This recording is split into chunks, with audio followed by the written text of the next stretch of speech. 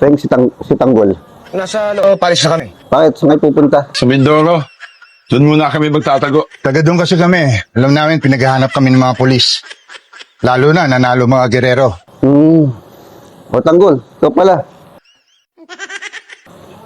Ano ka nalaya? Nagpiyansa ako eh. Nagpiyansa ka?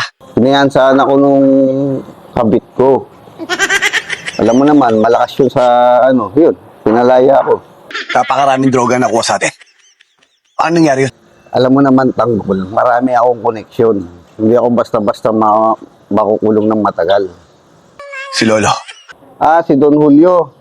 Andun, nakakulong kasama nanay mo. Pero ikaw nakapagpiyansa. Nagpiyansa ako eh. Imposible yata yun. Kado to. Parang palit ulo to ah. Tingnan nyo to. Ako na ngayon nagbabagandang loob eh. Lumaya ako para tulungan ko kayo eh. Tapos ganyan pa iisipin nyo sa akin. Mga batang kalye rin kami. Alam mo, Tanggol, kung sumunod ka lang sa lolo mo at sa papa mo, hindi sana tayo magkakaganito. Hindi tayo magkakadalitsi-litsi buhay natin.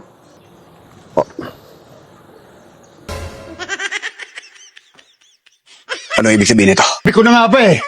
Palit ulo to eh. Anong palit ulo? Kalbo?